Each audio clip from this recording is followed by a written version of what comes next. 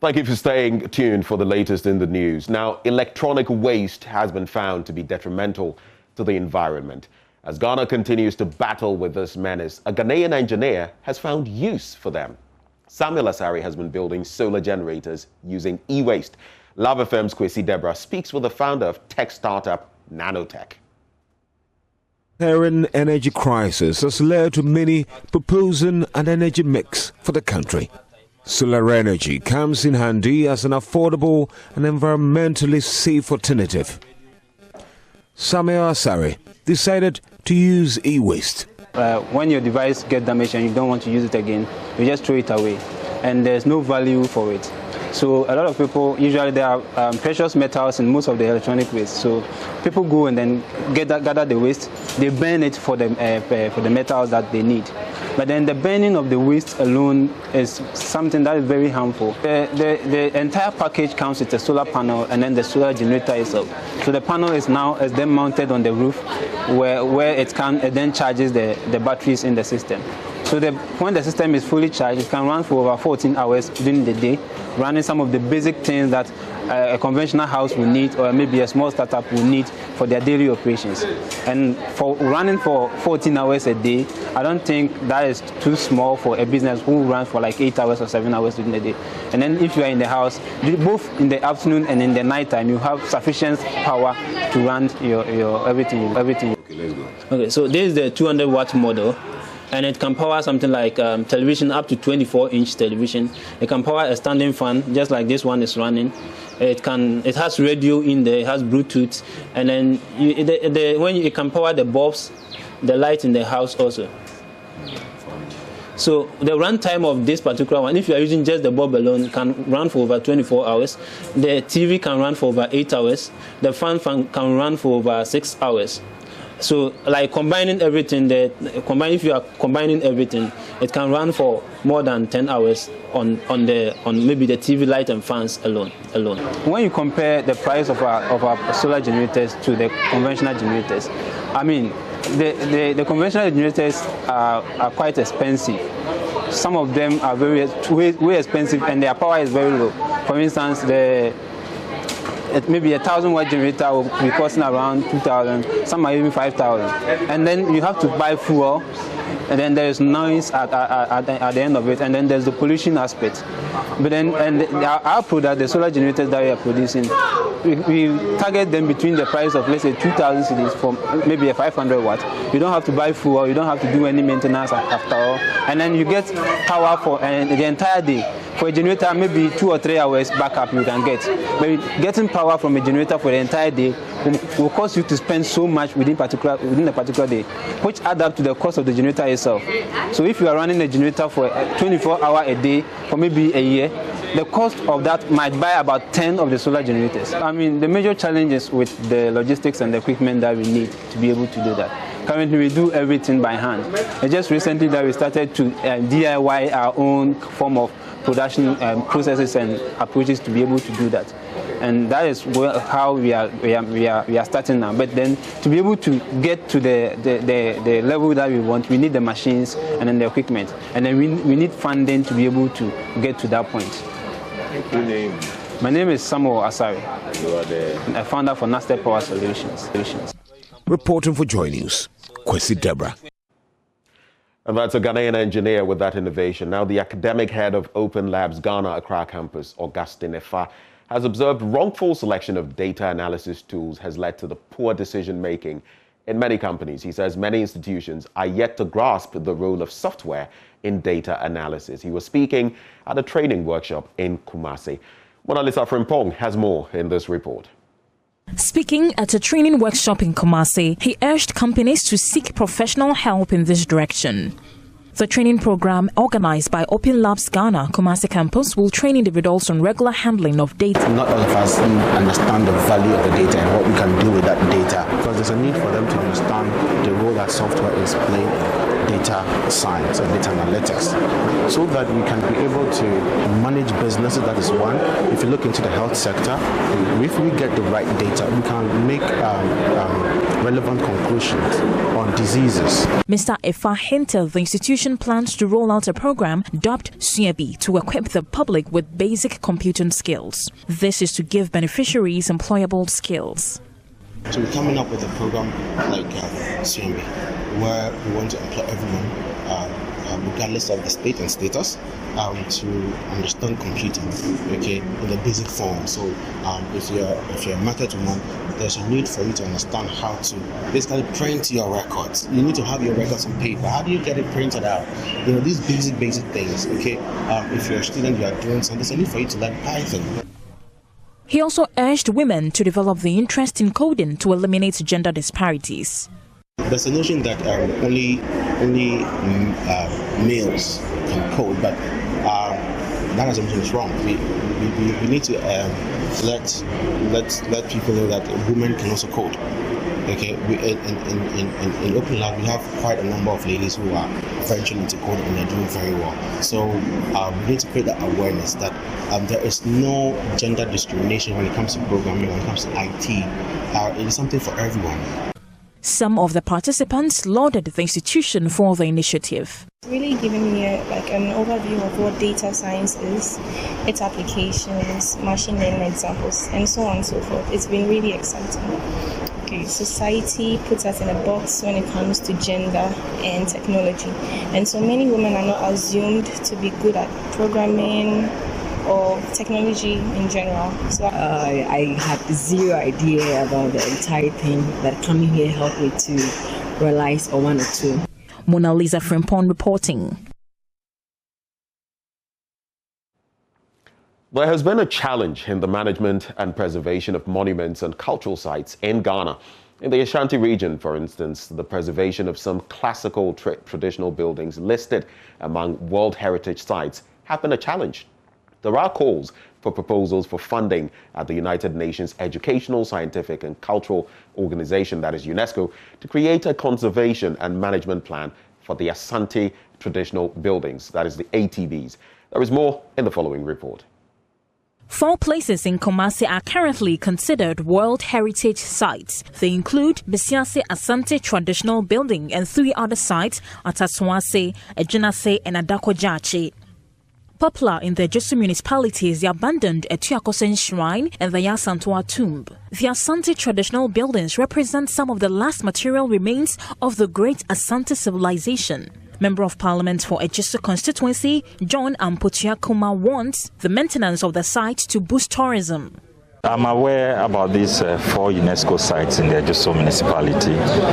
We have taken stock of their current state. Of course, lack of investment and long years of neglect have affected their current status. But the good news is that we are putting it together in partnership with the UNESCO office and the Ghana Monuments and Museum Authority, the French Embassy, and of course the Ministry of Tourism. We'll work together to restore these sites as quickly as possible so that we can have flow of tourism. Inscribed on the classical buildings are the unique architectural style of the Asante Kingdom. These traditional motifs have symbolic meanings. Municipal Chief Executive of Ejisu, Beatrice Sewadechi, says she will engage the local chiefs and political actors in the preservation of these sites. I appointed Nana Akosua-Jikum II to the Assembly, Dona Sohene, to help us in putting things in place. He is now my Assembly member. So anything which bothers about Yasantua's tomb and where he was staying, the history, everything, he is doing it for us. Marehine of Ejisu, Nana Akosua-Jikum II, says the traditional authorities are determined to safeguard the Asante traditional buildings. You know, when it comes to the monuments, the buildings, and other heritage sites, it's for Nananum, and we are protected for some time. Now the politicians have set in, and a lot of them has been given back to the politicians, I mean the government. Okay, so there are some places that we can't take the absolute control. So now together with Nananum and the government, when we come together, I think that we can do what it will help all these heritage sites. Head of Cooperation at the French Embassy, Alexander Foulon, noted this assignment will be a basis for the country's tourism potential. Ashanti traditional buildings are World Heritage Sites, and this is a great asset for them to preserve the buildings and enhance tourism. And I am sure that we are all convinced after today's visit that there is a great potential for tourism around these sites. The workshop is part of the Sankofa Heritage dubbed Integrated Management of a Heritage Site, which aims to safeguard and publicize the country's sites, assets and cultural heritage. Mona Lisa Frimpong reporting.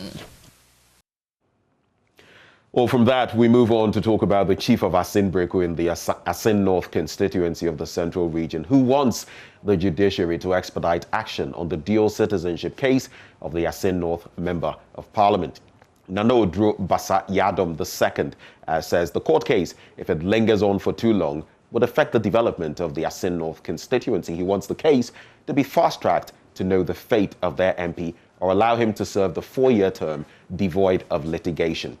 The Tufuhin of the Asin Breku traditional area, Nana Frimpong Ban, spoke on behalf of the Paramount Chief when the Central Regional Minister was on a working tour to the area. Richard Kwedunyako has more in the following report. The Asin North constituency is one of 3 constituencies in the Asin area. The NPP's Abna Druwa Mensah lost the seat to the incumbent George Achikwesin. The election of George Achikwesin has not been without controversy, as his eligibility is being challenged in court by a resident in the constituency. The chief of Asin Breku, Nana Odro Basayadom II, says the area is not enjoying the controversies that has engulfed their MP and wants the matter settled as far as practicable in order for the MP to gain the peace of mind to assess the constituents. He says they risk getting zilch if the situation still persists and want the president to intervene to either leave the MP to serve them in peace or have the matter settled with the speed of light. The Tufuhin of the traditional area, Nana Frimpong Ban, spoke on his behalf. Asin North in Yasun, and they say, Yato Aba, Abana Yatu Ye, no. A woman said, Yamamia Brendua, or Bomading, Nanso. There is no peace in Asin North. I will tell you why. We went to cast our ballot, and after voting, Abna Druwa Mensah of the NPP lost. It is true that she did her best for us, but the people used their time to take the decision. After the results came out, most of us were not happy because many wanted her to continue with her good works, but the people had decided. After Joe Kwesin won, all we heard was that the case was in court. The truth is that when you have an MP that is swamped in litigation, how will he support his people and develop the area? Say this MP ba no work man so a abeden watimi aboa ne man no na man na kodanim say yan hwe ni a omo de man so sa na mfie na sa du na afa bi a ye prebia no na ye kwa. If care is not taken, they will litigate, and by the time we realize, the 4 years would elapse. This will seriously affect us. Madam Minister, we know you could speak to the President on this. Tell him that we aren't happy with the development, and so something should be done. If it pleases him, 4 years is not far. The matter could be tried so we could be relieved. We all know that if it continues like this, the MP can't do anything to help us.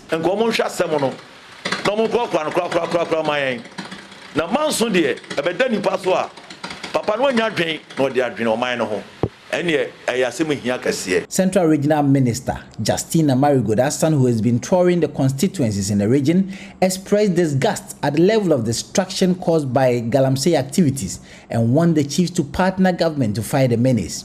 The Galamsey activities have left in their wake an inestimable destruction to the rivers and water bodies in the region, with the Pra and Ofin rivers being the hardest hits. Reporting for Joy News, Richard Kwedunyako, Cape Coast.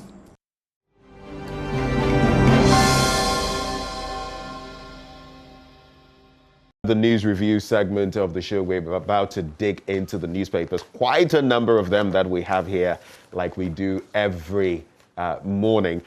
But I'm joined by Gifty Ando-Apia, who will be helping me do this. Gifty, good morning. Morning. Always good to have you. I hope you're doing well. I'm blessed. How are you? I'm also very well, just very tired. And you'll be finding out why when you come through later in the day. But let's start with you. Send Elvis a WhatsApp. Well, we'll see about that. We'll see about that. I just might do something next week. I just might, take a bit of a breather.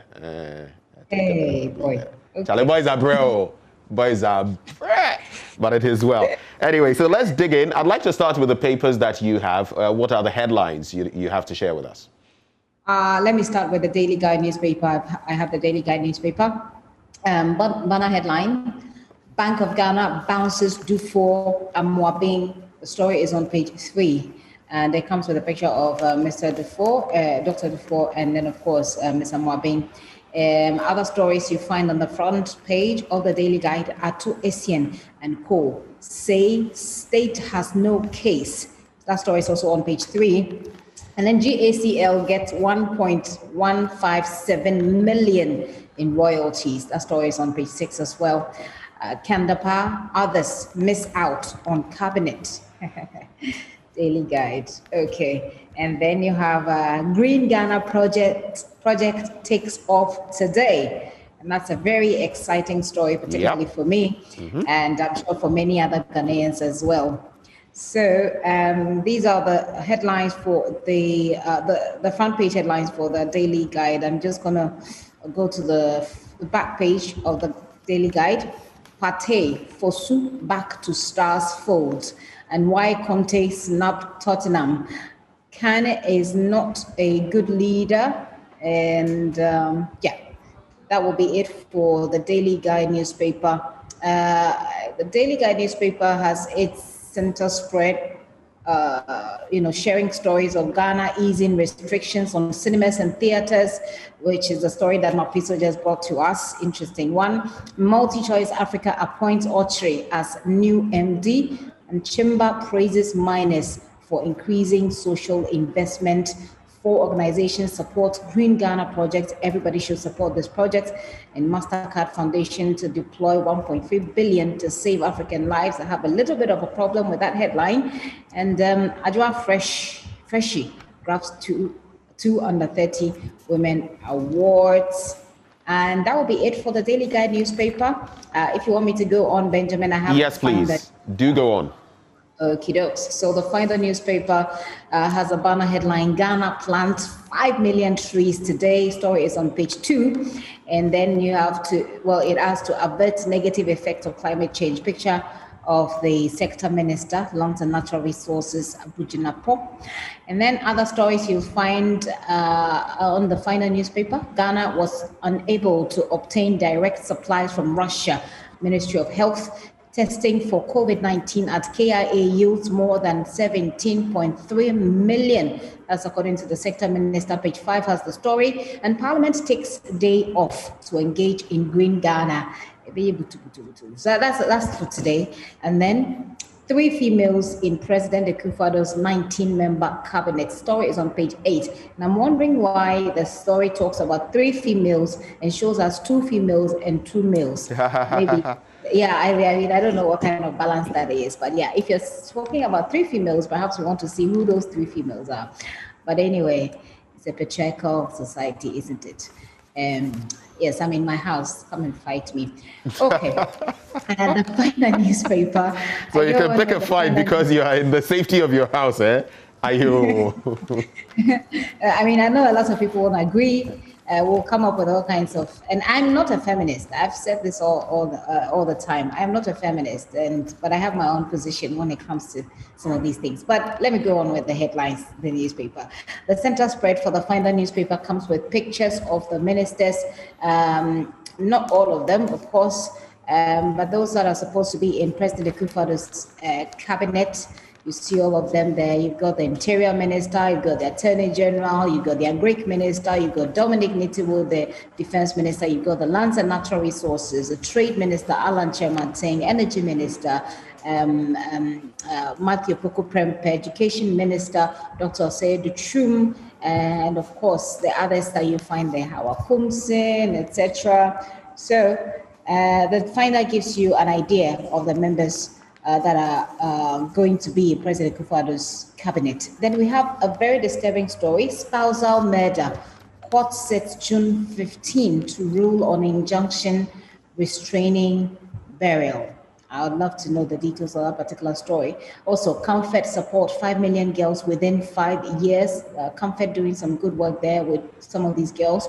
And 5 cops held over robbery, granted 80,000 bail each. Okay, so these are the stories that you find in the Find That newspaper. I've got the Daily Dispatch next. And in the Daily Dispatch, banner headline is, "We bought COVID-19 vaccines at $19, not $10, due to some factors, Health Minister." Stories on page 12. Ghana Revenue Authority, GRA, awards Angel Group of Companies Best Taxpayer for Ashanti.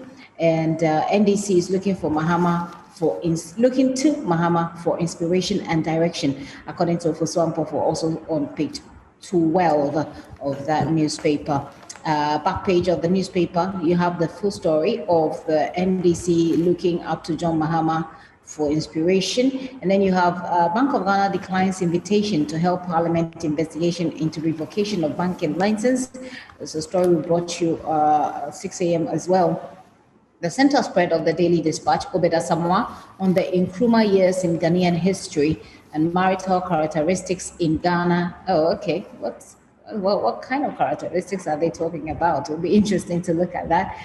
Those of us who are interested in, relationships and marital stuff. Wait. Are you not? Oh, I'm not waiting. Are you not? Oh, but I said those of us. Ah, okay. I thought I'd heard those of you. I would have asked whether you were not, because the fundamentals would have exposed you, Gifty. Okay, speeding vehicles endangering our lives, residents of Playo, and population census and age structure in Ghana. It gives you a table that I suppose has the breakdown there.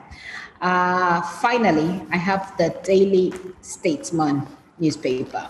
Banner headline, "It's green Ghana today. President, Vice Speaker, Chief Justice lead national tree planting exercise. Sector Minister represented on the front page. And President names 19-member cabinet. And again, we have two of the only 3 females represented with, the 6 top members for the paper, I guess. And then the other story you find there, Second Lady calls on WHO to improve access to clean energy. So the center spread for the Daily Statesman consolidates gains on anti-money laundering reforms, FIC advises, and PIAC reiterates call for National Development Plan. Okay, some advertisement there. I think that's about it for me and Benjamin. Okay, so let me get into the Daily Graphic newspaper. I'll come out with the headlines in a few minutes, and then we can delve into the major stories. Stamp out Galamsey, Chief Justice warns of stiffer punishment, but Anglo Gold Ashanti insists on political will. Passion for tree planting shoots figure to 10 million. I'll be telling you why. Let's find out. Are you planting a tree today? In your environs, are you planting a tree? It's something we are not really good at. You look at many houses, even in the so-called plush residential areas, and they are practically bereft of trees. How many more can we plant? And with our forest cover depleting at the rate it is, 80% currently, we cannot do without tree planting, especially if we want to survive global warming, climate change. Government receives 1.16 million from airport COVID-19 tests, and Graphic 3 others to benefit from SIGA capacity building. There are some international stories that I may not be able to get back to, so I shall quickly do them. And this one on page 5, Buhari tells youth to behave if they want jobs.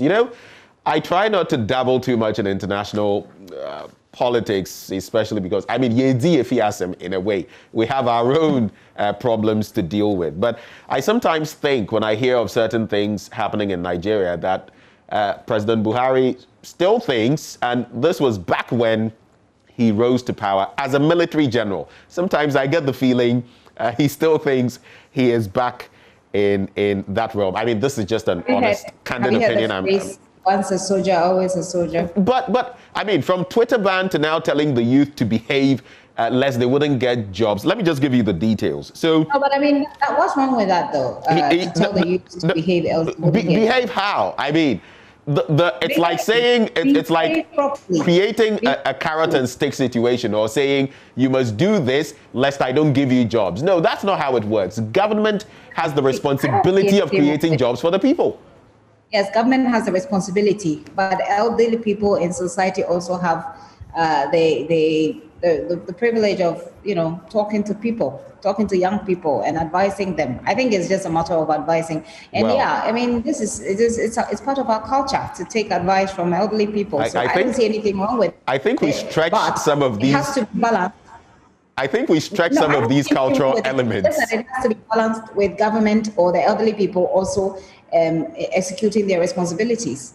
Apart from that, I mean. So if Gifty, you were told, you know what, you're looking for this public post and all of that, but you must behave in certain ways. I mean, outside of what is expected of you on a rational level. How would that make you feel?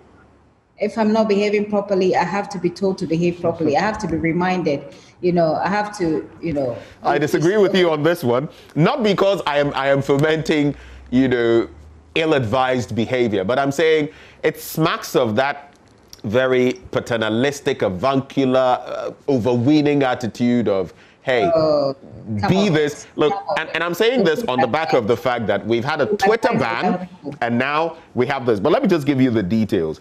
He's telling young Nigerians, and this was just Thursday, that they must behave in order to attract jobs and investment. He was speaking on Arise TV, and he said security was essential in order for investment in the country. And then he went on to mention other matters. But we also know of what some leaders in Nigeria have displayed and whether that, in those instances, they were behaving. I think as he says that, he should spread it across leadership as well. Like we can see, and it's not just Nigeria, it's across the continent, and we'd want to see more. But this is something I'm sure you've been following, Gifty. The man who slapped President Macron, well, he's also been slapped with 4 months, so to speak. So a medieval combat enthusiast has been given 4 months in jail after he admitted slapping French President Emmanuel Macron. Damien Tarel told the court it was an act of impulse, but the prosecutor said it was a deliberate act of violence. Gifty, Akwano vim pa, and now the law will also vim him. I have got some reference. I mean, I don't know. I don't know who will be able to do that here in Ghana. And I'm sure they know the consequences. It won't be a formal. Well, we've had instances where convoys, presidential convoys, have been pelted at some point. We've had some pretty close shaves, but these are not palatable things we want to report.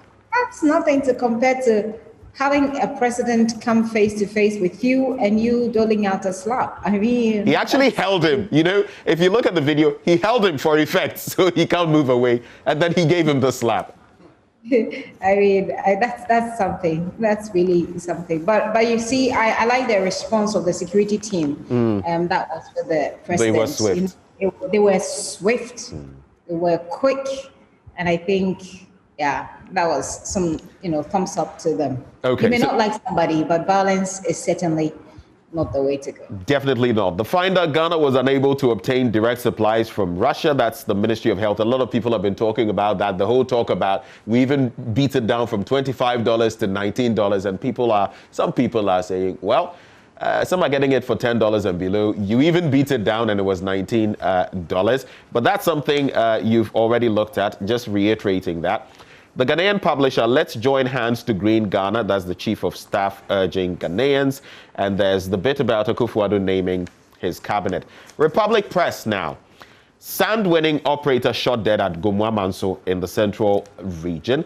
And this bit about people getting shot dead. I know one of the papers talks about 3 robbery attacks. Now, we've been talking more about 2, but there was also the one at Afrikiko.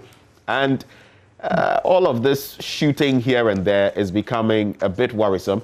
Speaker urges judiciary to respect privileges of MPs. Would you like to react to that, Gifty? No, I mean, that story is very, very worrying. To think that it is happening, I don't know when the Afrikiko one happened, but to think that 2 robberies happened in a day, and to look at the proximity of that particular robbery, the one at Honeysuckle, to our police headquarters, to think of how people were just going about their normal lives and people were present, the audacity. Yes. I mean, it was so brazen, like right under the nose of the Ghana Police Service HQ, and they just did it and you know, sped off. And in these 3, in one instance, 32,000 CDs was lost. That was what was taken. Then in the other instance, 600 CDs, and in the last one, we don't know exactly how much was actually taken, but. Just look at that, and you know, we're even hearing that the gentleman who was shot in the belly, twice in the belly, is reportedly, you know, dead. He has expired. So these are dimensions that I feel we really ought to be paying attention to. And I think that since it happened 3 days ago, we haven't heard the police on this. We've been making attempts to get information from the police. We've had some assurance that they will get us some information. And I think, personally, I think that the police should come out and speak to some of these things, because then it gives the people confidence, and it gives the robbers the awareness, if they don't have it already, that the police is at work. And by now, I don't know what is going on already because we don't have the information, but by now, I want to hear a police system that has gone out there and has started some investigation, and a police you know, officer who's telling us that we have some leads and we are, you know, getting, you know, because this was so close. Yeah. And I think we really need to hear something from the police. We really do. Later, I would like you to share with me your thoughts on this, if you dare. 6 things every woman should know about wearing thongs.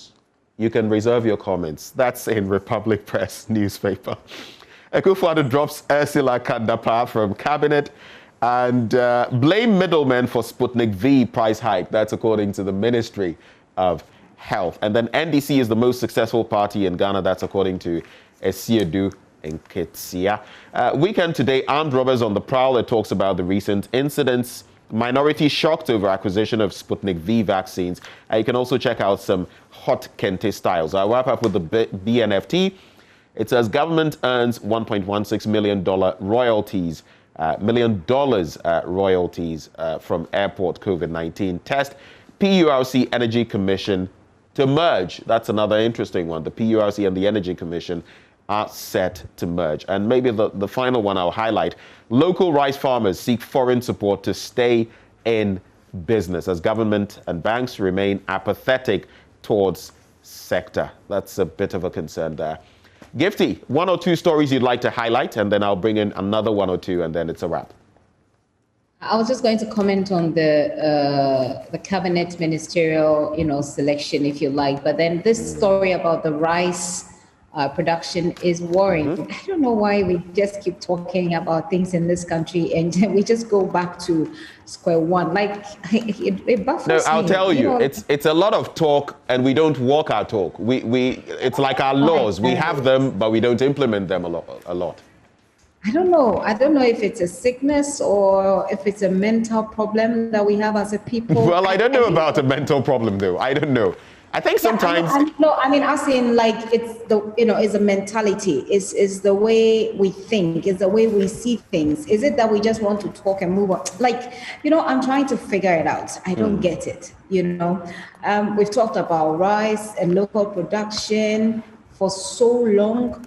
I don't know the details of this particular story, but the headline is worrying indeed, that local farmers are now seeking foreign support. At the end of the day, you say you want to ban, you want to stop importation, or you want to reduce the importation of rice because we can grow them here. So what's the point in not supporting the industry or not supporting the local people so that you can, reach your targets?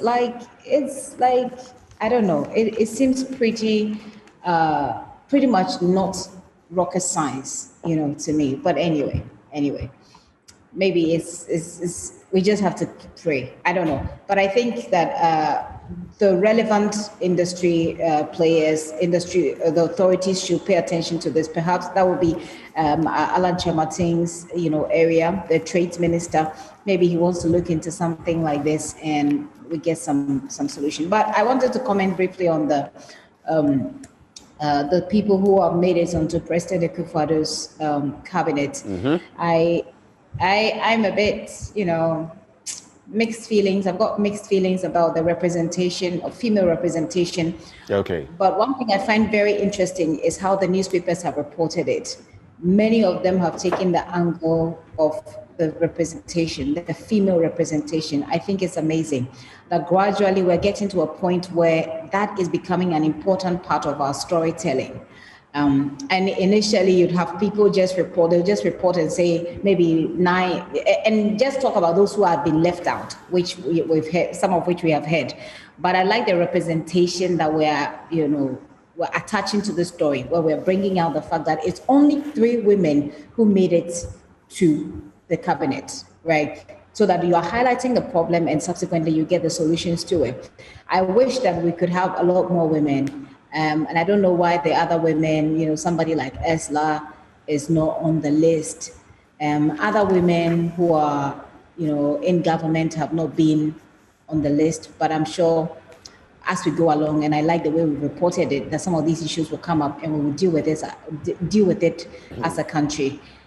So yeah, that gives me some excitement. I wish the women all the best. Madam Cecilia, our own good friend Hawa Kumsen, Shelia Yokoboche, I wish them very well. And we pray that this team will be able to advise the president according to the problems we have, and we will have proportionate results as the president ends his second term shortly. Well, I'll do the story from the Daily Graphic newspaper on the court ruling on July the 8th in respect of Atu Essien's case. You remember him? So the Accra High Court will on July 8th this year rule on a submission of no case, and that was filed by the founder of the defunct Capital Bank, William Atu Essien, and 3 others accused of stealing depositors' funds, leading to the collapse of the bank. The other accused persons are the then managing director of the bank, Fitzgerald Odonko, and Tete Nete, the managing director of MC Management Services, a company said to be owned by Essien and Kate Kwate Papafio, a businesswoman. So on July the 8th, we look forward to the latest in respect of that no case petition. Then we have on page 2 of the BNFT, PURC Energy Commission to merge. And government is seriously considering the merger of the Public Utilities Regulatory Commission and the Energy Commission into one entity to enhance efficiency in regulation of the energy sector, the Deputy Energy Minister designate Mohammed Amin Adam has disclosed. So a merger, what would that achieve? You can get details from page 2 of the BNFT. Well, Gifty, this is where we get to draw the curtains. I know you're not going to be... If it's okay, to just quickly speak about this, the Mastercard Foundation to deploy this, the way that the story was couched, I just felt like... Okay, so very quickly on that one. Yeah, 1.3 billion to save African lives. I personally was looking at it from a representation point of view. And for me, representation is a big deal. That when you say 1.3 billion to save lives, you still have told the story. I mean, for me, when I looked at the headline, it sounded as if, anyway, African lives. It just didn't strike you right.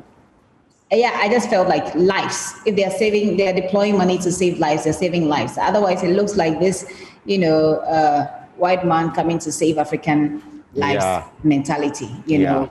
That's how it struck me. And I felt like I should just mention it. Maybe you've got some student of journalism watching. That's my perspective. I really think representation is key. Right. And we should have, paid attention to that particular story. Thank you. Refreshing as always, Gifty. And hope to see you later in the day as you come through. Okay. So let's do this right before we do let's do my JoyOnline.com, and then I'll just check out some birthday wishes very quickly. When you go to myjoyonline.com, government contracts another company to purchase 5 million Sputnik V vaccines at $26 per dose. And then Frontiers Healthcare Services and Ghana Airport Company arrangement at tip-off. That's according to Dafia Mekbo. Then there's BOG declines invitation to held parliamentary investigation into revocation of banking licenses. Government is ready to pay more for Sputnik V COVID-19 vaccines, but that cannot be termed as a rip-off. That's according to Dr. Ifriye. CDD Ghana condemns arrest and prosecution of 21 LGBT plus activists. Then there's Frontiers Healthcare Services made 16.2 million from COVID-19 testing at KIA. That's according to the Transport Minister. Akufo-Addo submits list of cabinet appointees for his second term. We've been talking about that. Atuesian fails to meet court deadline, and be resolute in your stance against LGBTQI plus religious affairs, minister urges Methodist Church. Very, very quickly with these birthday wishes, Mami Diamond Chara of Adum TV, today is your birthday. Happy birthday to you, and then happy birthday to Solomon Atim Aswala, Chief Director at the Ministry of Works and Housing. Age graciously, sir. Well, those are the birthday wishes there. And time now for me to walk away. But Muftau comes your way next with sports. Do stay.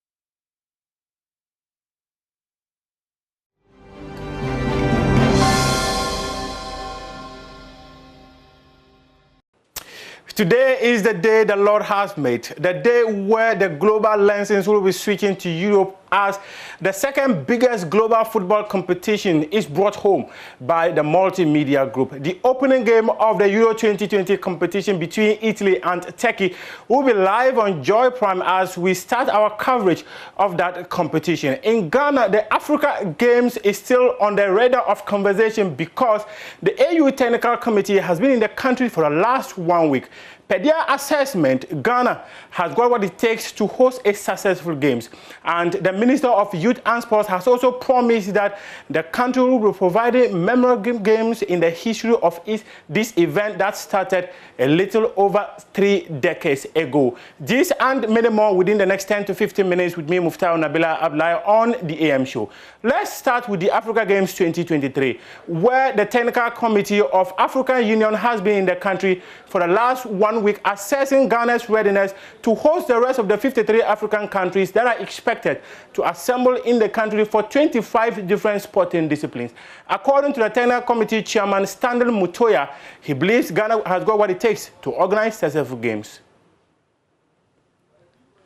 We're also looking in terms of capacity. Does Ghana have the games village where we can place our athletes? Because there is no games if we don't have athletes. And in the games village, let me start with the facilities. We're looking at accessibility. We're looking at adequacy in terms of number, in terms of sport codes. All these are the elements we're looking at. Games village, we're also looking at the numbers. Are we able to house the number of athletes that we would need for the games? Are we able to provide the amenities that give them comfort as Africa to realize that they are welcome in Ghana? And are we able to deliver the conveniences that will be required in the games village? So that was another element that would tell us about capacity.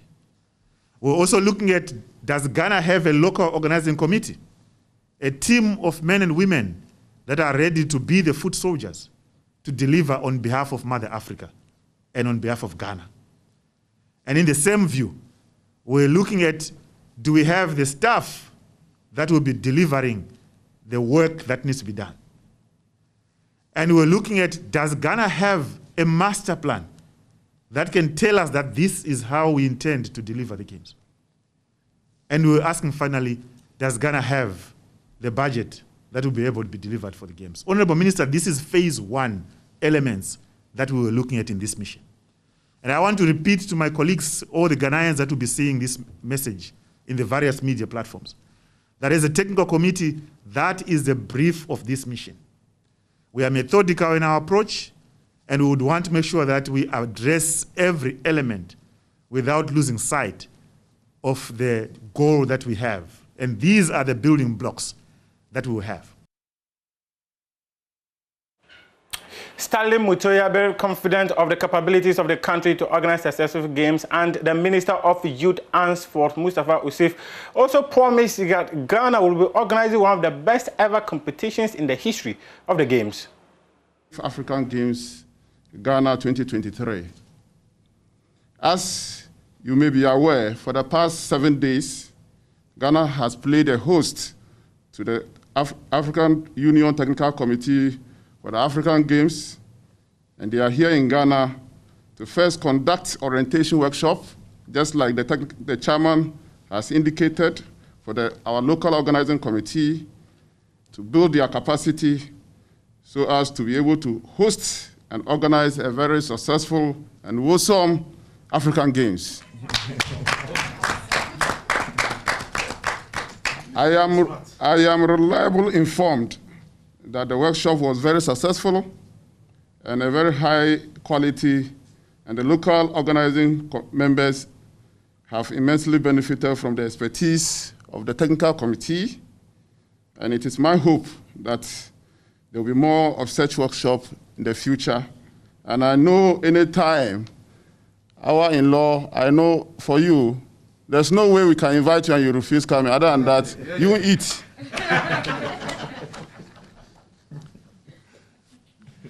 The second reason why the AU Technical Committee for the African Games are in Ghana is to assess our preparedness to host the Games. And you may all witness that the President of the Republic of Ghana, His Excellency Nana Addo Dankwa Akufo-Addo, has demonstrated that Ghana is willing and ready to host the African Games come 2023. Yesterday, I led the delegation, and we paid a courtesy call on His Excellency, and he gave his commitment to host the best ever African Games in the history of Africa. Amen. The Minister of Youth and Sports there. Now let's do the FA Cup draw. The round of 32 was done yesterday, and Asante Kotoko, they will play Thunderbolt FC, whilst Accra House of Oak will be coming up against Windy Professionals. These are the fixtures for the MTN FA Cup round of 32. Tamale City versus Techiman City, and Kintampo Top Stars will also play Kato Freedom Fighters. Para Crocodiles will play Ediana Stars. Steadfast FC versus Brekum Chelsea. Kintampo FC will play Sunyani Reformers. The Thunderbolt versus Asante Kotoko. Asokwa Deportivo will play Skye FC. Kerala United versus Midiama. That is the biggest fixture. Elmina Sharks versus Venomous Vipers. If you go to the other fixtures, that is where Accra House of Oak will be coming up against Windy Professionals in their round of 32 fixture. There's Aboy Young Stars versus Ashanti Gold. Atram Divisor will play Okwawe United, and House of Oak Windy Professionals. Legon Cities versus Far Rangers. There's also Third World FC versus Tema Youth, Young Wise versus Wafa, and House of Lions versus Great Olympics. From the FA Cup, let's do the Ghana Premier League match day 29 fixtures. And on Monday, Asante Kotoko will play Inter-Allies. The biggest fixture for that weekend will see Midiama SA travel all the way to Accra to come up against league leaders Accra House of Oak. But on Friday, that is today, there's a fixture involving Elmina Sharks versus 11 Wonders. And on Saturday, Ashanti Gold will be playing Ebusua Dwarfs. These fixtures will happen on Sunday rather and not Saturday. Because of the game involving Ghana and Ivory Coast, these fixtures have been moved to Sunday. So it is Ashanti Gold versus Ebusua Dwarfs, King Faisal FC versus Great Olympics, Adriana Stars versus Liberty Professionals, Wafa will play Dreams FC, Kala United versus Legon Cities, whilst House of Oak will play Midiama SA. And on Monday, it is Inter-Allies versus Asante Kotoko. Inter-Allies are at the foot of the Ghana Premier League table. They are seeking for a survival against a team that is also gunning to win the competition.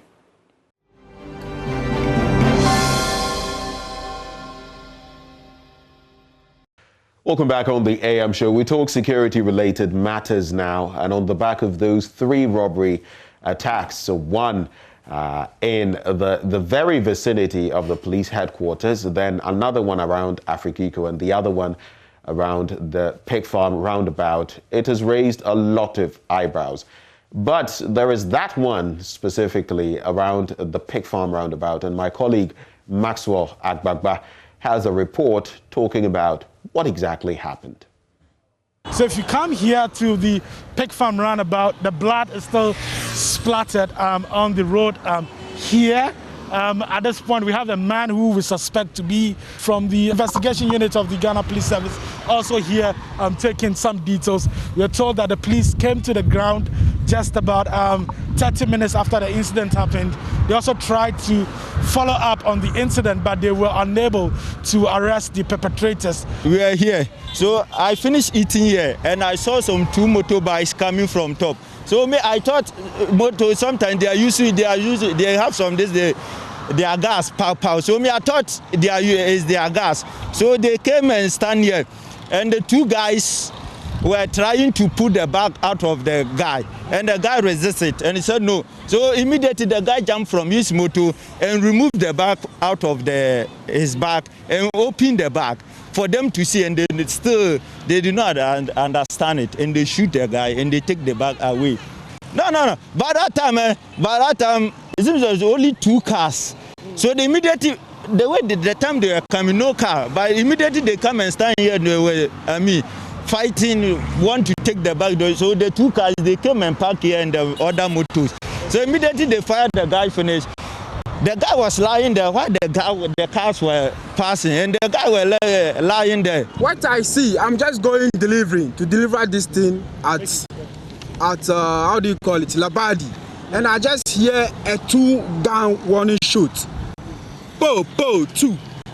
So after they stop the guy, the other biker, and they do what? They collected his bag and they shoot him 2 bullets. That's what I see. So after I see a police car was coming, and there's a lot of people here. So I saw a car was coming and they followed the biker. So they just gone. They just passed straight. That's what I see. All of these people were here. The hawkers were also here when the incident happened. We've seen another police officer arriving here on the ground with the investigator. Understand that investigations would start right at this point. Speaking to some of the hawkers here and the people who work at the gas station here, many of them are terrified about the situation. They say they've never seen anything happen around this time in this busy area like this before. Many of them said they were helpless because the robbers actually had guns and they had a sports bike which enabled them to escape from the scene really fast. So as it stands now, investigations will start.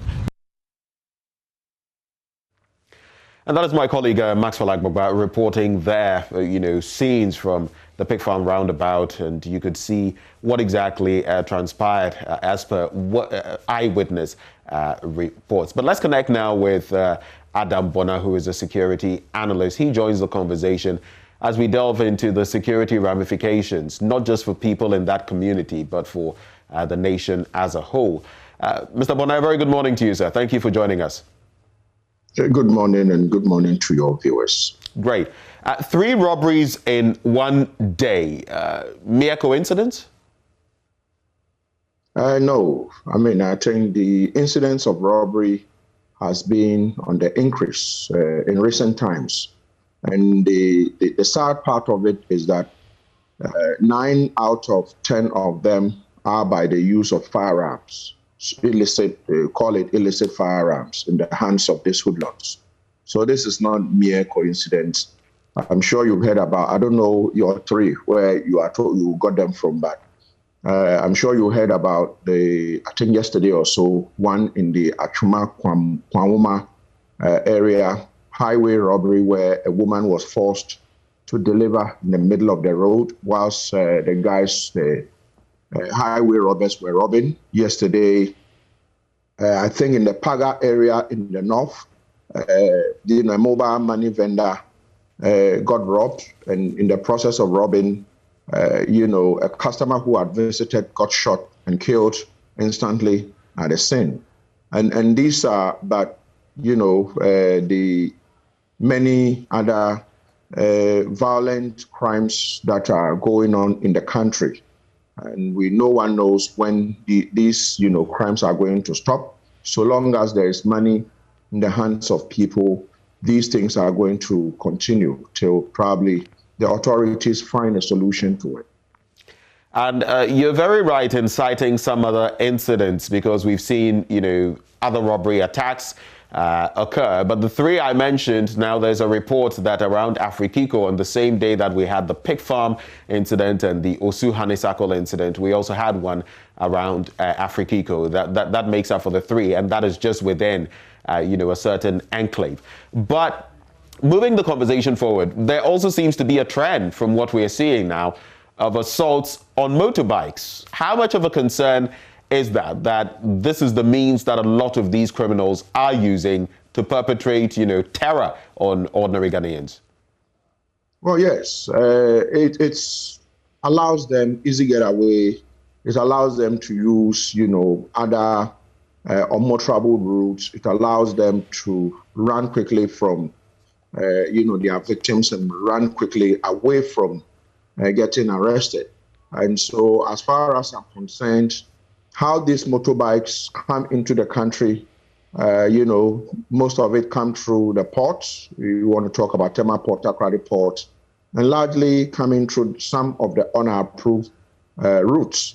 But it starts to reason why the states, we haven't put in enough measures to be able to ensure that all of these bikes are registered, because most of these bikes are stolen bikes. Most of these bikes are bikes that are, have been stolen from other locations, either from neighboring countries, and have been brought here.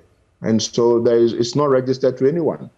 And so I would have wished that we would have a foothold, and at the moment, the crime incidents we are seeing is not only limited to Accra, but the most pathetic aspect of it, has to do with, like you mentioned, the Afrikiko area. It is safe to say it is a security zone because you have the French embassy close by. You have the seat of government close by. Another robbery that took place very close to the police headquarters. It tells you that the criminals actually have figured out and realized that those who are supposed to be arresting them don't have what it takes to arrest them. They don't know who they are. And so they can come so close to the seat of government to commit such a dastardly act, so close to the headquarters, the Ghana police headquarters, and commit a robbery, and no one saw them. So then the question is that we have all these CCTV cameras that have been mounted lately around the country, in some major intersections. The headquarters area have these CCTV cameras.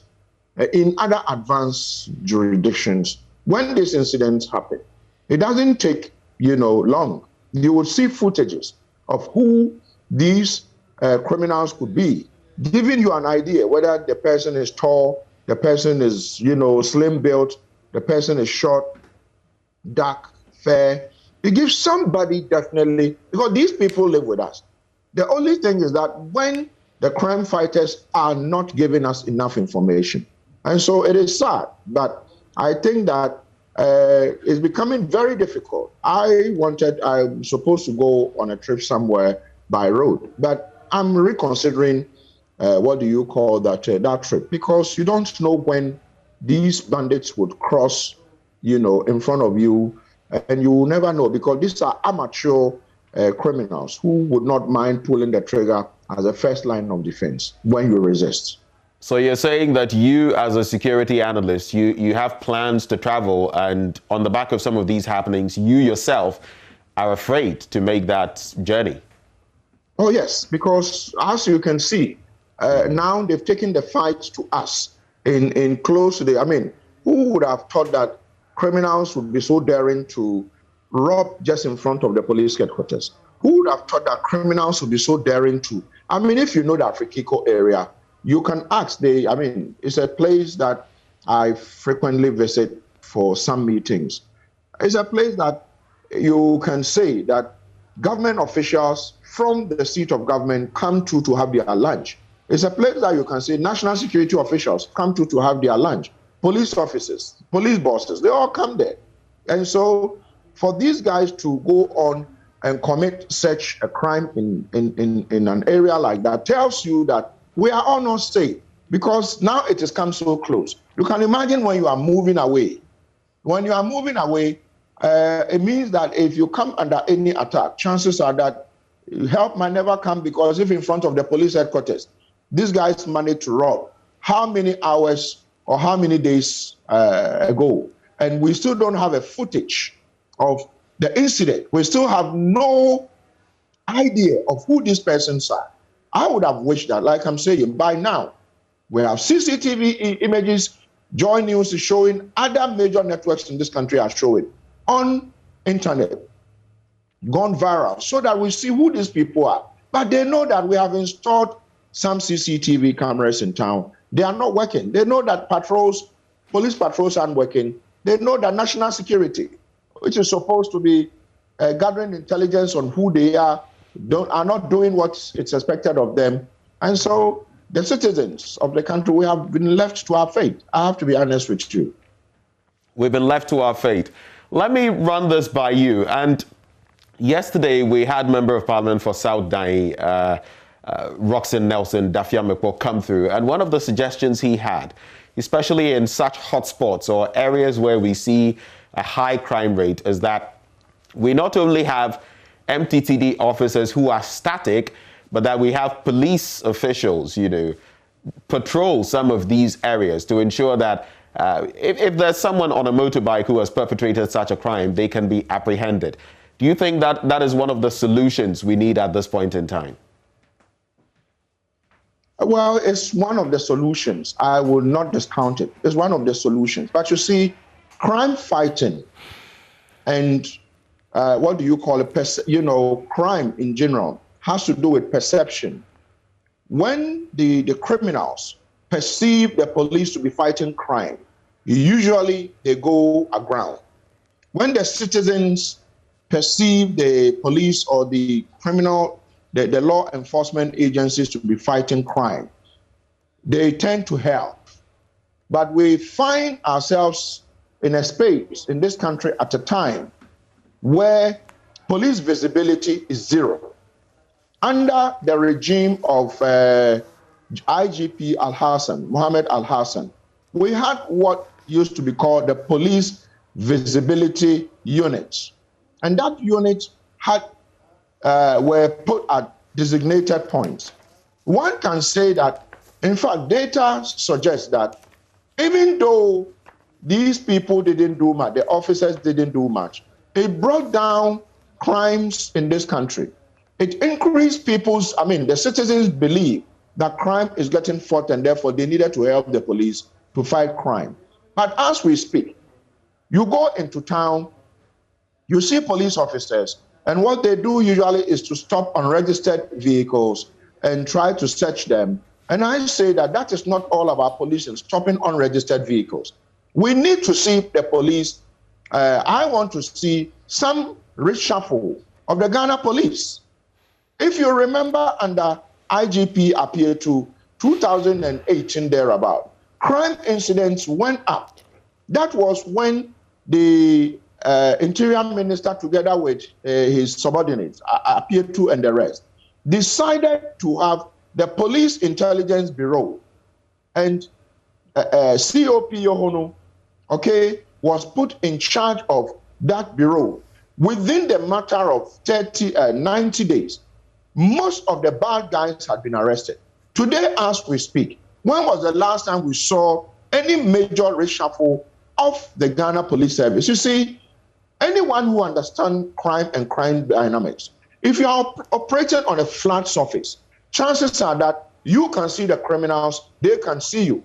So you need to operate in a format that you usually would throw the criminals out of balance. When I say throw them out of balance, I mean there has to be reshuffle of regional commanders, reshuffle of operational commanders, reshuffle of those who are actually fighting crime. But unfortunately, we haven't had that. For how long? If you ask me since Opombuenu took over, he's my friend.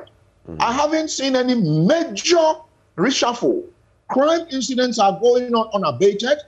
During the elections, you know, before elections, what's the name? The MP in the Central Region area was shot and killed.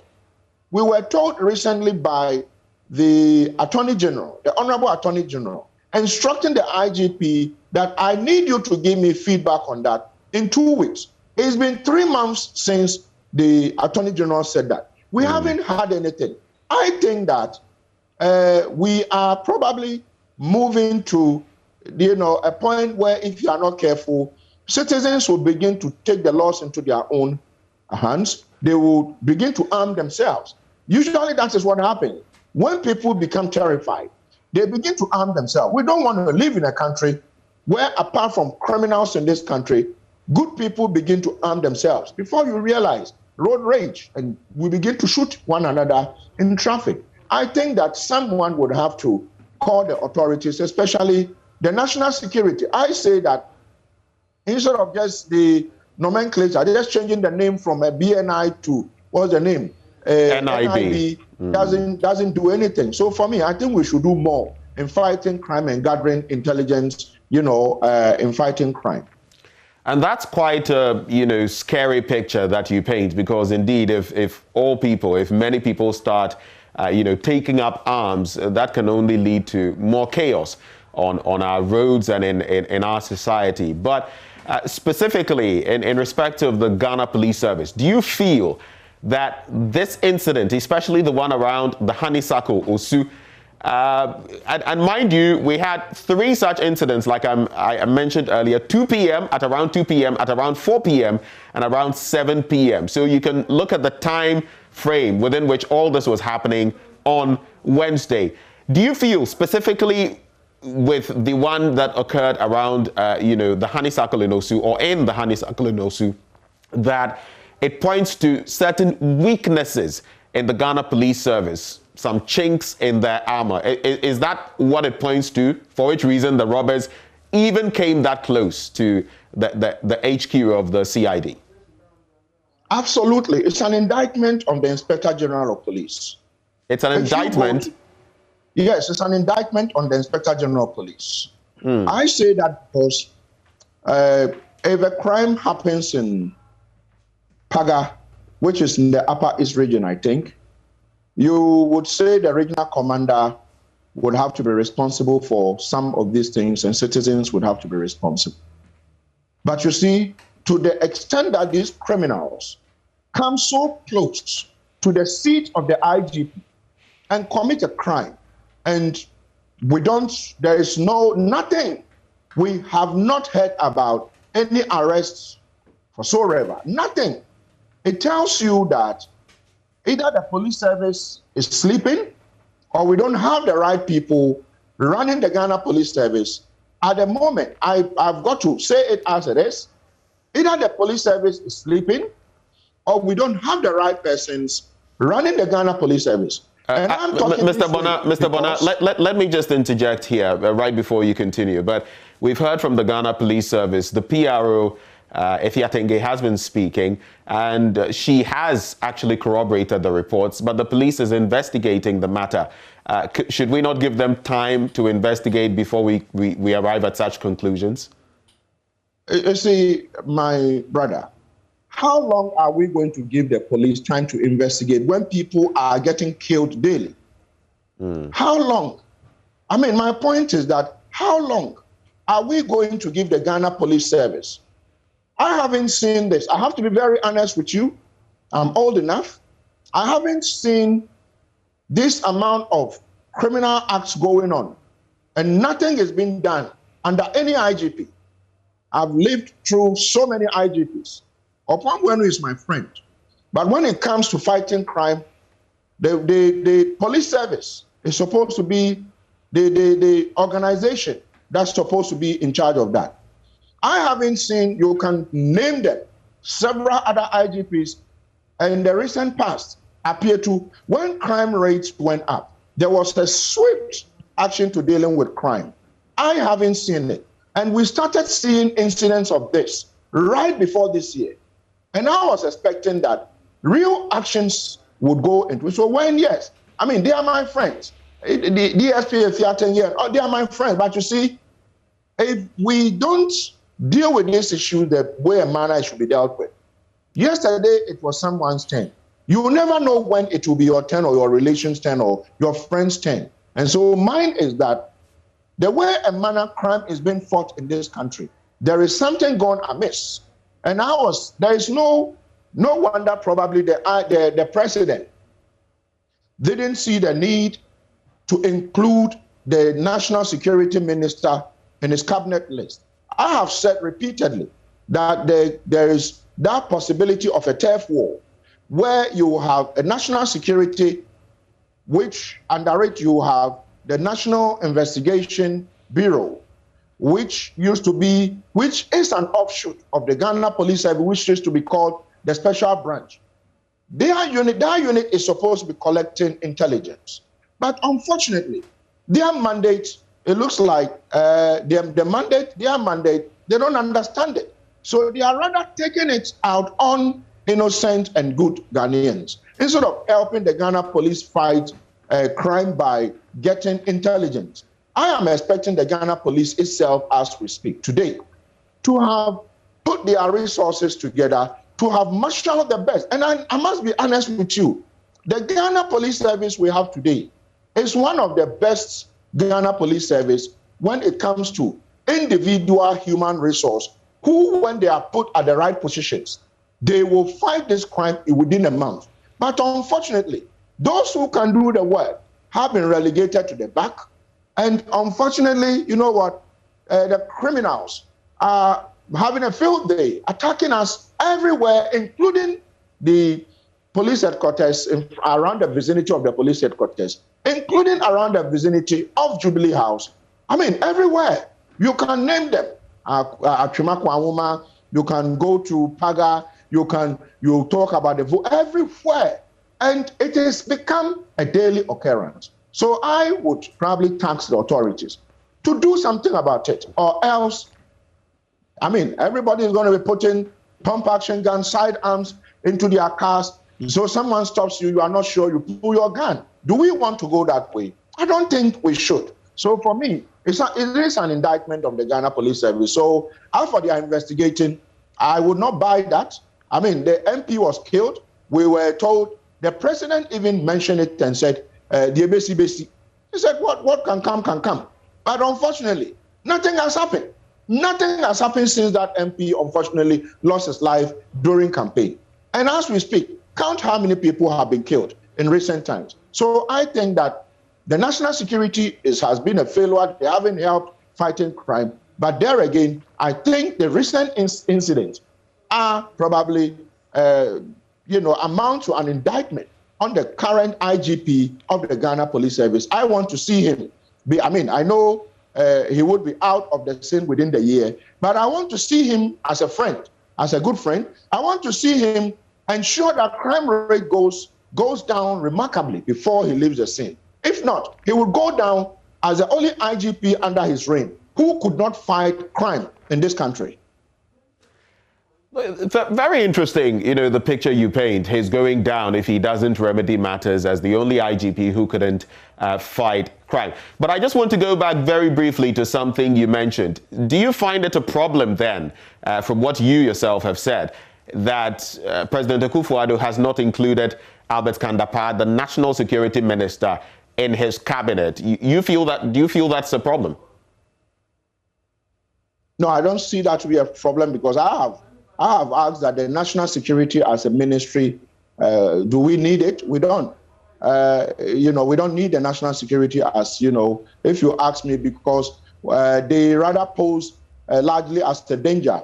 If you go into some of these crimes that are happening, if you go deep down into it, some of these people who are committing this crime, at least the police's own data have suggested that some of these people are people who would have done some work in the past claiming to be national security operatives, who would have been taken to, a chance for 2-3 weeks training, and then another party came and they were laid off, and these people have been taught how to shoot, and they have to survive. And so I say that the current national security, we need to relook at it. And so if you include, Honorable Albert Kandapaa as a cabinet minister, he goes to cabinet. What is he going to report on? Is he going to report on defense when defense minister is there? Defense minister is more than adequate to report on issues that have to do with territorial integrity of this country. When it has to do with internal security, what's the name? Minister of the Interior, the Honorable Ambrose Derry, he's doing his best. He would also report on that. So it would be probably, he will only be adding to the numbers because being repetitive, trying to brief cabinet on what others have been mandated by law to brief the president on. And mind you, the president is the chairman of the National Security Council. And so I think that most of these things would come to the National Security Council meeting, and therefore the National Security Minister, if you ask me, it's not needed at cabinet, unless, the president states otherwise. But I think that, looking at the current work of the current architecture of our security, the National Security Minister shouldn't be part of cabinet. And I think that, yes, the president has vindicated some of us. I have been saying that the national security should have helped in fighting crime, but it's rather become a danger to our society. The recent national security policy document that was launched, some of us pushed and pushed. I've been pushing for this for the last 15 years. We got it launched. But you see, if you go to a baseline survey that was conducted in 2014 regarding illicit firearms, which says we have 2.3 or so illicit firearms in Ghana. That is what Honorable Albert Kandapaa and his people actually put into this particular policy document. And so if you are putting such a thing or such statistics in such a policy document, that probably you ended, it's, call it, around 2020, 7 or 6 years information finds its way there, then you know that you are 6 years late in fighting crime. And so if you are going to look for funding to tackle illicit firearms, are we looking for 2.3 million illicit firearms in the hands of Ghanaians today? Or we are looking for 10 million illicit firearms? That is why, for me, I say that document is good, but the truth is that there are a lot of factual inaccuracies in that document, and I would have wished that, especially internal security when it comes to illicit firearms. So to the question again, whether the National Security Minister, there's a problem not putting, I don't see any problem, because in any case, the president is the commander-in-chief and also the chairman of the National Security Council. Whatever he goes there to say, Interior Minister is more than capable, Defense Minister is more than capable. So I don't see any reason why, if the president has up to 19, he should include him. I think that probably would shortchange whatever the president wants to see in cabinet. A good point you make there on the national security strategy that was recently launched. But based on the very points you're making now, do you feel it is stillborn, dead on arrival? Because in terms of its utility, do you feel it is that relevant? Well, portions of it, I would say it is better than nothing. But I think that somehow somebody did a lazy work. Because you see, Ghana, our major problem is not terrorism. Our major problem has to do with internal security. We don't have internal terrorists, and we don't have, yes, there is perceived that we need to put in measures. But we have a canker. And I was expecting that the national security policy document, which some of us advocated for, would have addressed this canker. So that I think that you look at it, it's too bulky. Let's have a summary. How many Ghanaians would, unless you are a researcher or a media man or a security person like me, who would want to take line by line and analyze? But apart from that, I think that, that document would have to be looked at. And if you look at the document, it says that it has to be reviewed every 4 years. I don't know what that means. Every 4 years means that 2025, before we get any substantive or substantial, review, it means that will be about 10, 11 years. Illicit firearms would be late, 10, 11 years. How many people would be dead, through illicit firearms in Ghana? If you talk about piracy, somewhere in the document, it says, or marine security, it says that Ghana is low risk when it comes to marine, security, or Ghana in terms of hijacking. But recent data doesn't support it. For some time now, we've had hijackings on our the Gulf of Guinea. We've had some hijackings there. So I was expecting that these things would be captured. You talk about crisis management or crisis response under the same document. They actually did state that there's going to be a joint security decks and all those things, operations and all that. But you and I know that the Emil Short Commission did say that the operational wing of the national security should be scrapped. They shouldn't have a standby army. That thing is still there. You know how your colleague Caleb Kuda and other people around the Sankregua area were brutalized by this same Azugu and his people, which, came to all of us, our attention recently. It tells you that somehow someone has sneaked in and wants to maintain the operational wing of the national security. Yet, in that same document, it says their core mandates in that same document is to monitor, coordinate, and do this and do this and do this.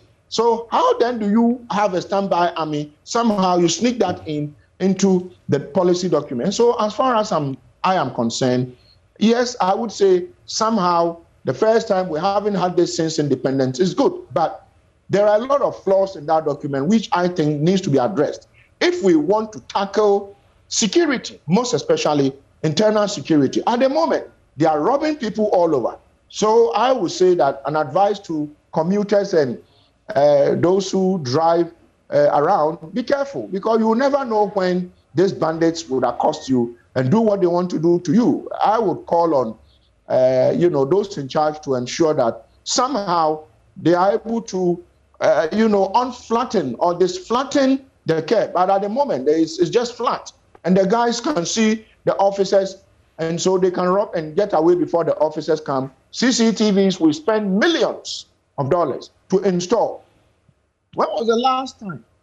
When was the last time you saw the police come to you with CCTV evidence that put it into your TV setup, broadcasted that we want these people, this is how these people arrive, this is their behavior.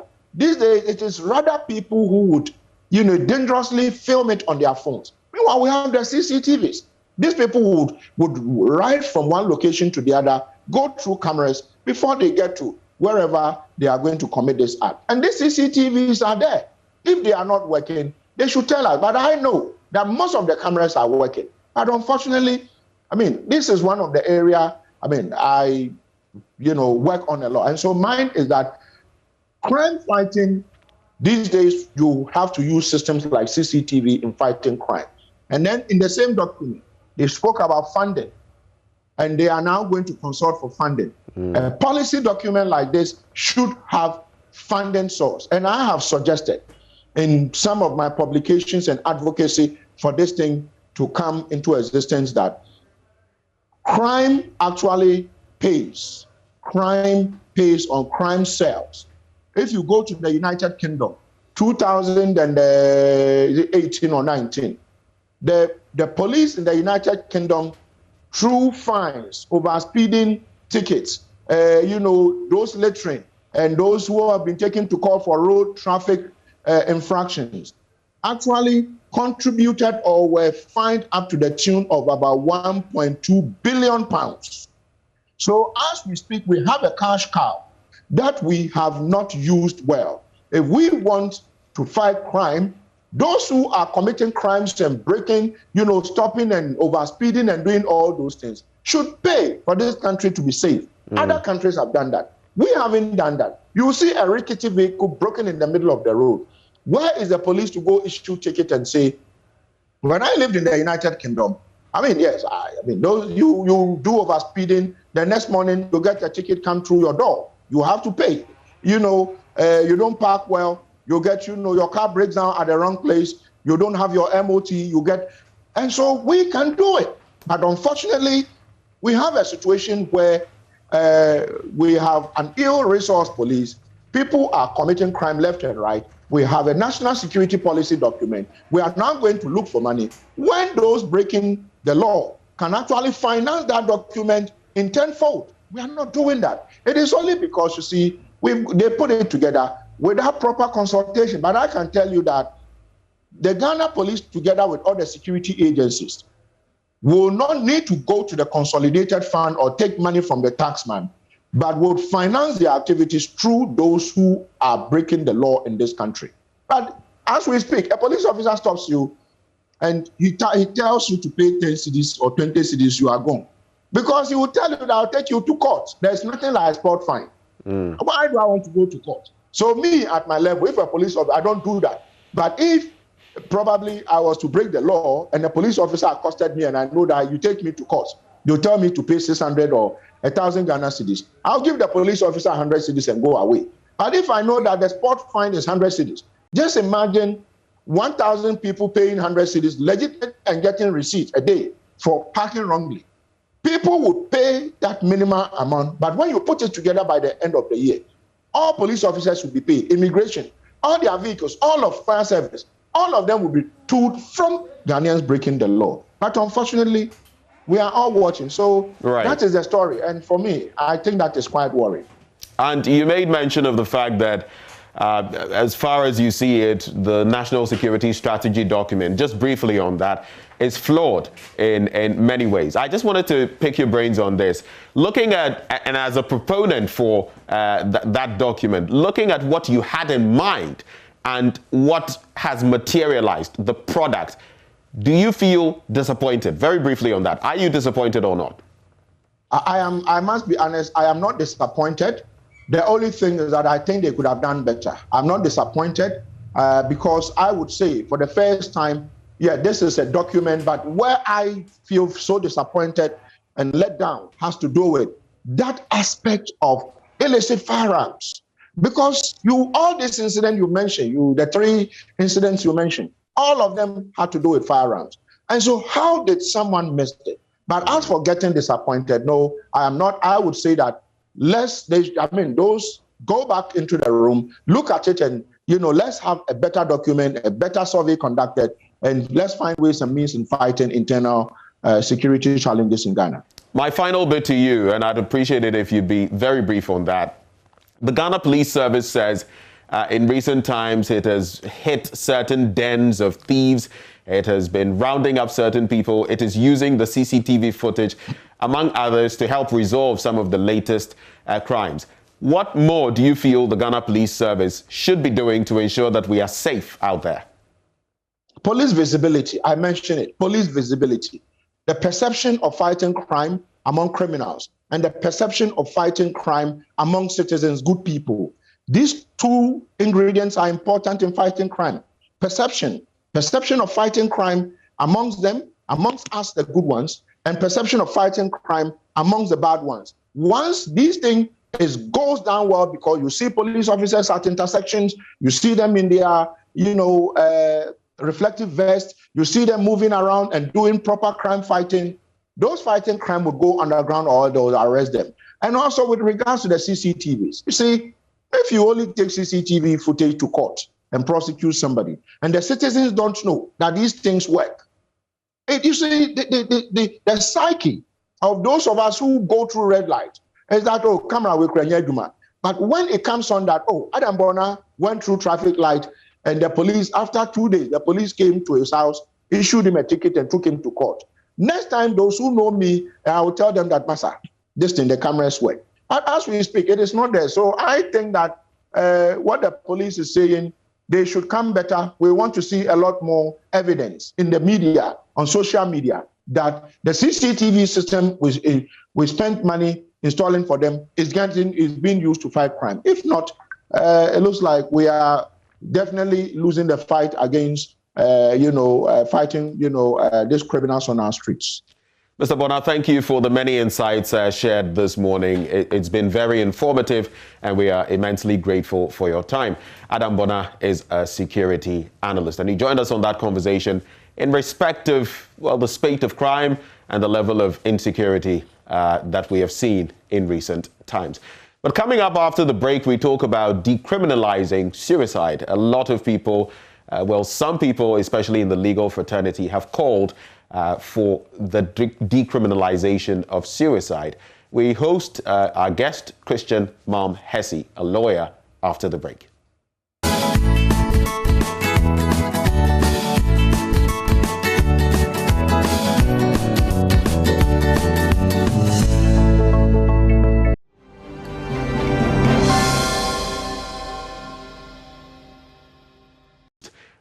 Lawyer Malm Hesse, Christian Malm Hesse, who will be telling us quite a lot about this entire initiative, this entire drive, and the petition that is before the Supreme Court. But just to break it down, as far back as 1960, we have Act 29, which is the criminal code, and it talks about suicide being criminal. In fact, if I may, here, Section 57 states, whoever attempts to commit suicide shall be guilty of a misdemeanor.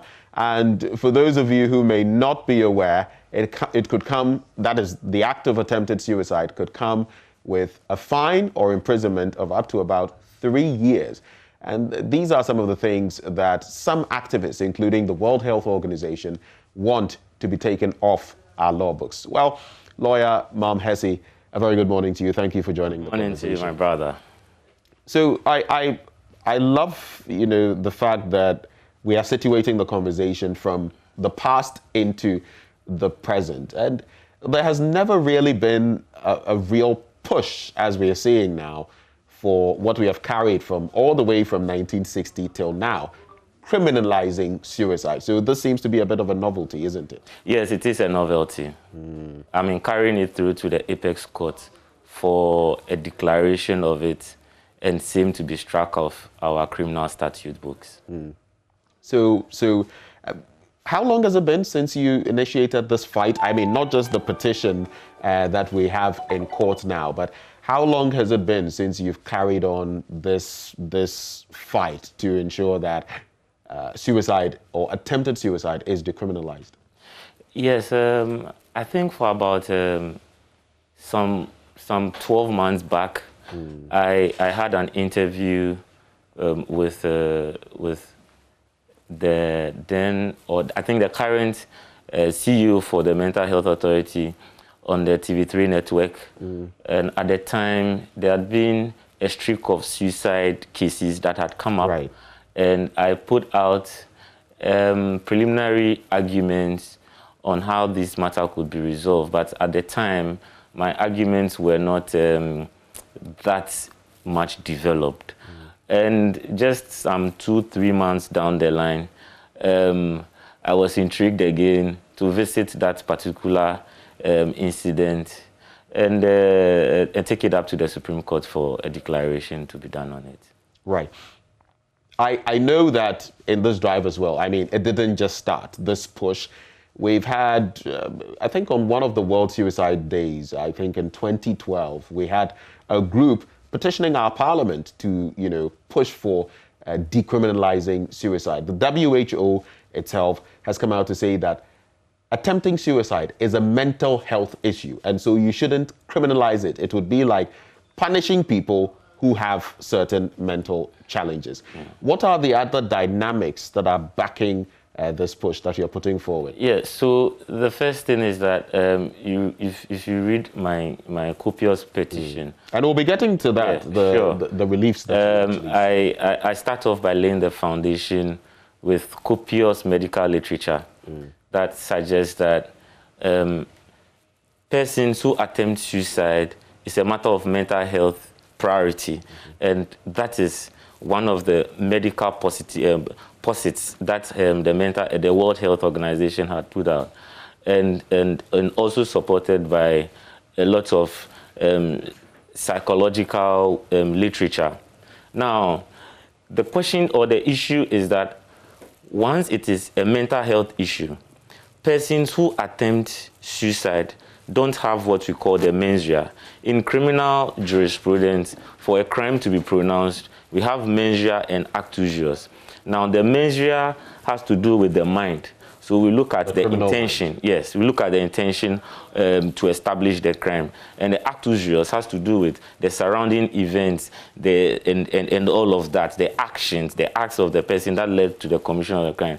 And these two must coincide for us to see that a criminal offense has happened. But when you look at this particular issue, attempted suicide or attempt to commit suicide is an inchoate offense. An inchoate offense is an act that is not completed in law, so that the law prescribes under section 18 that in such situation, just the intention suffices for a criminal offense to be pronounced, and that deals with inchoate offenses. So with inchoate offenses, the action or the actus reus part does not really matter. You know. So what the point is that a person suffering from a mental health condition, whether voluntary or involuntary. Now, the Mental Health Act under section 42 says that we have persons who are involuntary patients, that's people who are walking on the streets or living in their homes without knowing that they are suffering from mental health condition. And we have voluntary patients who they are people who have been diagnosed with mental health conditions. So they are aware. Yeah, so they are aware. And about 13% of the population of Ghana, and currently our population is about 31 million people. 31% of our population has mental health problems. Whether you mean 13 or 31? Because I mean 13. Sorry, I'm sorry. 13% of them. Now, 3% of that particular percentage are suffering from severe mental health condition. Now, the remaining 10 are suffering from mild to moderate mental health conditions. Now, the position or the position is that these persons not having the mens rea to form and also to be pronounced to have committed that offense would vitiate the crime. Because if you don't have the intention to commit it, then it vitiates the crime. The second point is that, in other words, it would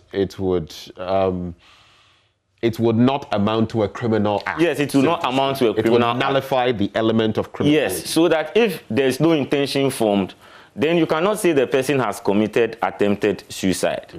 And then that means that it must be struck off. Now, another important point is that you look at Article 15. I was about to get to that because you cite a number of those from Article 15. Yes, because if you are going to the Supreme Court, in order for them to make a declaration, you must seriously come under the constitutional provisions and cite it as being inconsistent with a certain provision, and that same must be struck off. So if you look at issues of human dignity, it says that no human or no person shall have his human dignity violated, and subject to it restriction, detention, and all of those things. Now, if you further go to it, you realize that persons who attempt suicide, as already established, are suffering from a certain mental health condition.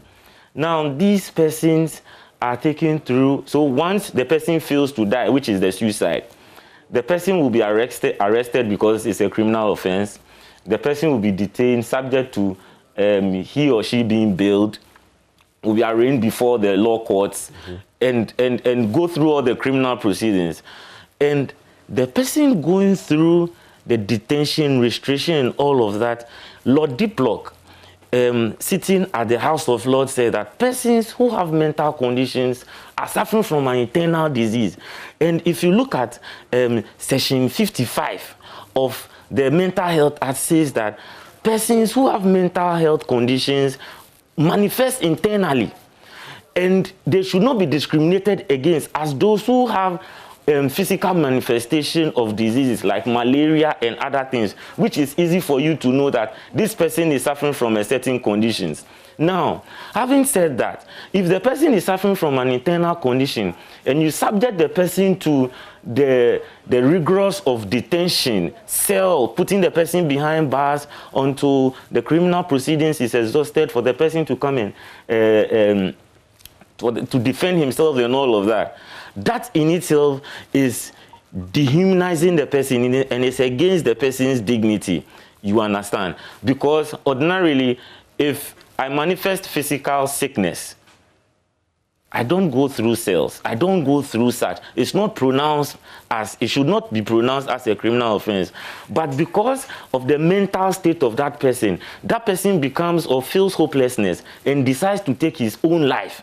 And by that commission or by that act, and the Section 57 to seeing it or criminalizing it makes it an offense. And we are saying that because the person has a mental health issue, because attempt to commit suicide is a mental health issue, Section 57 should not even arise because it is in conflict with Article 15, because that person is suffering from a mental health issue.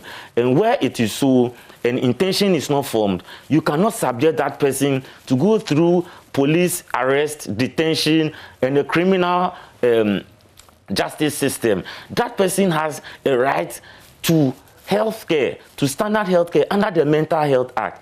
And that is one of the reasons that it should be struggled.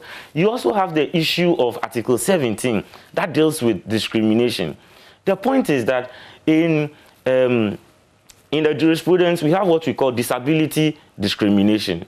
Now, the definition of discrimination gives or goes on to say you cannot treat people differently, whether to their race, color, and the groupings go on and on. And in law, we have something we call use just generis. That means that there are other groupings that could go on and on as provided under Article 17, 1, 2, and 3. Now, this groupings extends to persons with disability.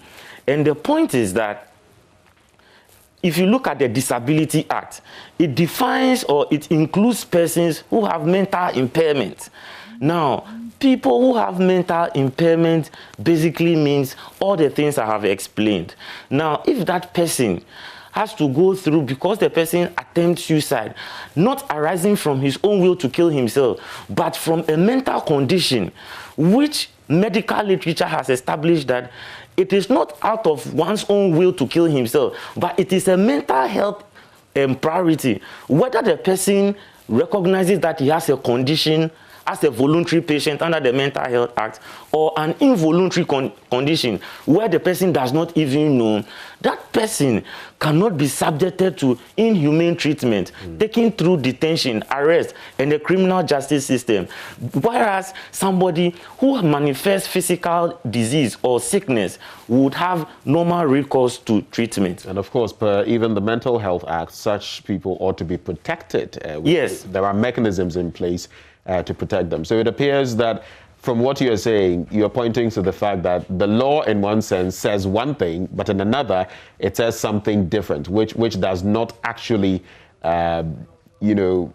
in a way, the law itself would be saying that protect these people, but in another way, it would be punishing these people for having mental health issues. Because that is what usually culminates in suicide. Of course, we know there are also some surrounding issues. Sometimes people, even on the back of COVID, or on the back of some of what we saw, people losing huge sums of money in certain investments might want to get there. But there is always the element of mental health. And that is a crucial point. Yes, at the time of commission, so you see someone to be normal, but in a certain short period, that person's condition changes, and you go like, oh, but this person is very okay.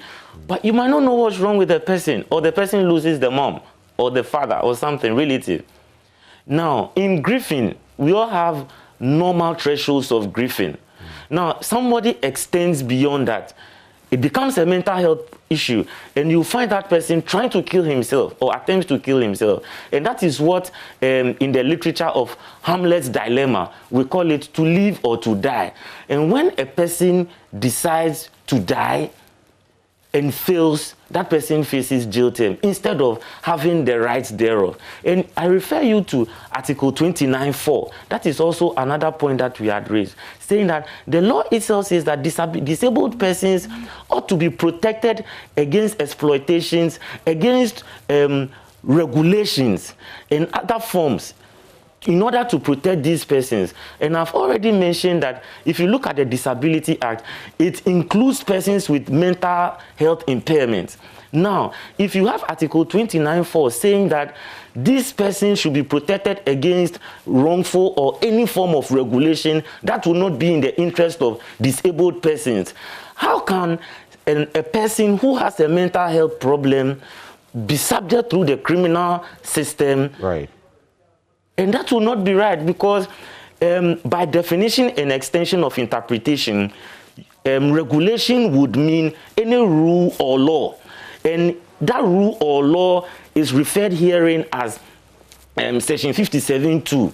And to the extent that it is in contravention with Article 29(4), which says that the Constitution frowns on any regulation that will not protect disabled persons, then to that extent, it is inconsistent. Okay, and so that goes back to some of the inconsistencies that I was just trying to delineate a short while ago. You cite, Articles 15, 17, I mean, portions of Article 15, 17, and 29, like we've taken a look at. You also cite the Mental Health Act to back up your claim. But you're also aware that across the world, not just here in Ghana, across the world, there are about some 20 countries from some of the latest reports that still criminalize, suicide, the attempt to commit suicide, out of about 192 countries. There are an additional about 25 countries that also are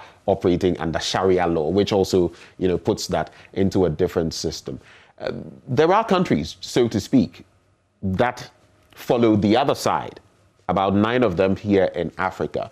What do you think makes Ghana's case unique so that we should go the other way and decide to decriminalize suicide? Apart from all the points that you've made, I'm making this point that there are examples for the other side as well. Other countries who also say, no, we are going to stick to this and we are going to criminalize suicide. What's your stance on that? Yes, the first thing is that the reason why they hold on to it is that it stems from medieval time.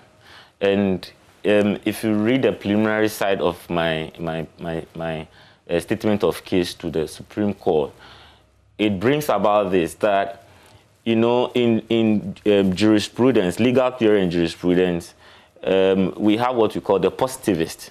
And we have people like John Austin, who says that we have God as the supreme. And from God, we have the rules that comes to the governed, that is the state. And the state rules or wields authority on behalf of the supreme being, that is God. Now, the concept is still translated in the fact that through philosophy, that the state represents the arm of God, and that God giving you life, you cannot take your own life. So that one of the authorities that I cited, Goldman 1961, also quoting Blackstone, a celebrated jurist in medieval time, he indicated that at the time, even when one commits suicide, in death you will be stoked with a stake through your body, and also you will forfeit your chattels and goods will be forfeited and given to the king.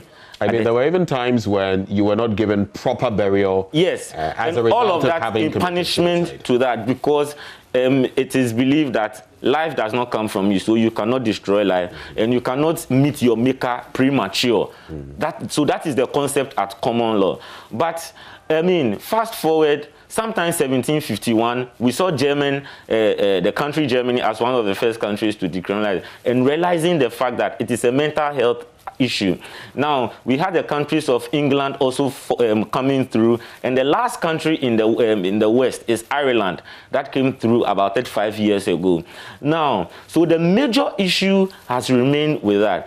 And you also have others also making the argument that we can have persons who attempt suicide defend themselves in court as just any of those other criminal offenses by pleading the issue of insanity.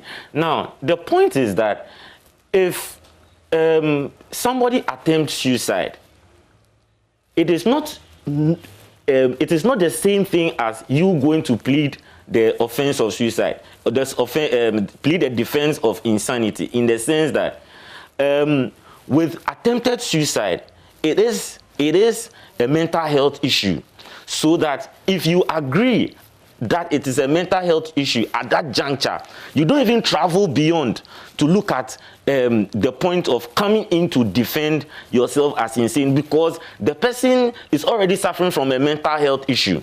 Now, if you look at the other side of somebody having to commit robbery and seeking to plead the offense of insanity, that one is a defense that avails to you, and it behoves on you to go through it and say that yes, you have that mental, that your composement is you don't have the mind to have that, and that you should be taken to an asylum for treatment and all of that.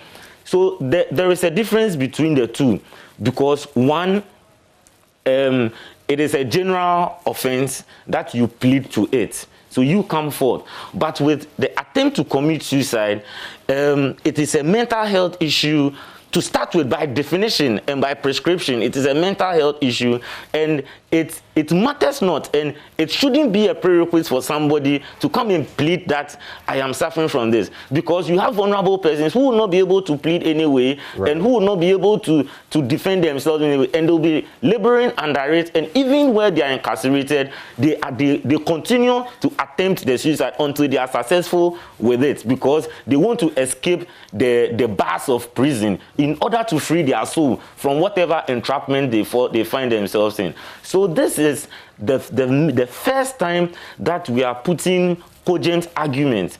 Some of my colleagues say they are very adventurous and novel arguments that we are going to stoke the minds of the apex court to see what their position would be. The belief is that it would go our way, and it would be a very good situation for Ghana. I mean, and also Ghana showing the light within the sub-region.